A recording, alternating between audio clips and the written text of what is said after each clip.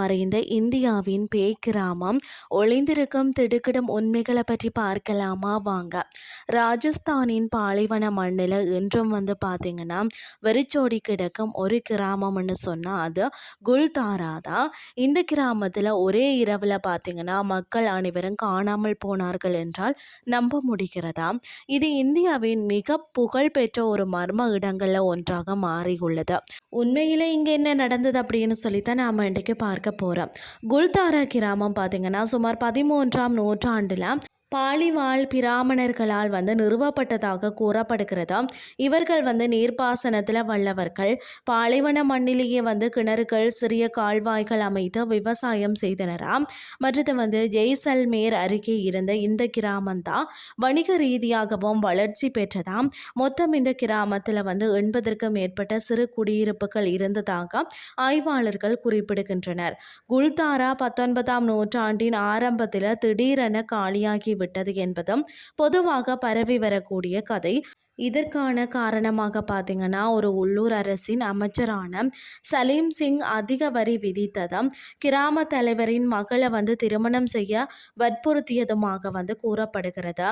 ஆனால் வரலாற்று ஆதாரங்கள் இதை முழுமையாக உறுதிப்படுத்தவில்லை.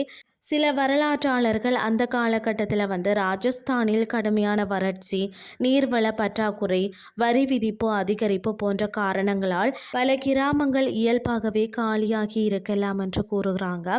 அது மட்டும் இல்லாமல் உள்ளூர் மக்கள் ஒரு சுவாரஸ்யமான கதையையும் சொல்கிறாங்க.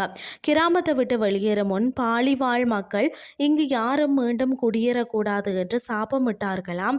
அதனால் தான் இன்று வரை அந்த இடத்துல யாரும் நிரந்தரமாக வசிக்க முடியவில்லை என நம்பப்படுகிறது. மேலும் குல்தாரா பேய் கிராமம் என சுற்றுலா பயணிகளிடையே பிரபலமானது. இரவில் அங்கு விசித்திர ஒலிகள் கேட்கிறதாம், அசாதாரண அனுபவங்கள் நிகழ்கிறதாம் என சிலர் கூறுகிறார்கள். ஆனால் இதற்கு அறிவியல் ஆதாரம் இல்லை. வெறிச்சோடிய கட்டிடங்கள், பாலைவன காற்றின் சத்தம், மற்றது பார்த்தீங்கன்னா இரவின் அமைதி, இவையெல்லாம் பார்த்தீங்கன்னா மனித மனத்தில் அச்சத்தை உருவாக்குற ஒரு இயல்பாகவே இருக்கிறது.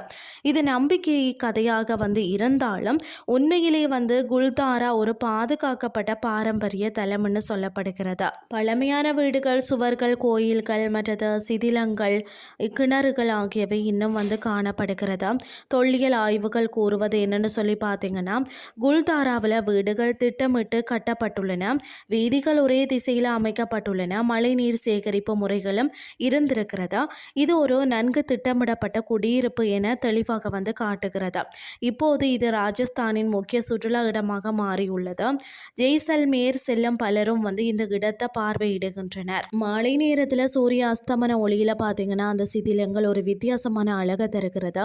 குல்தாரா உண்மையிலேயே ஒரே இரவில் மறைந்ததாம் அல்லது அது ஒரு நீண்ட கால சமூக பொருளாதார மாற்றத்தின் விளைவா என தெளிவாக பதில் இன்னும் இல்லை.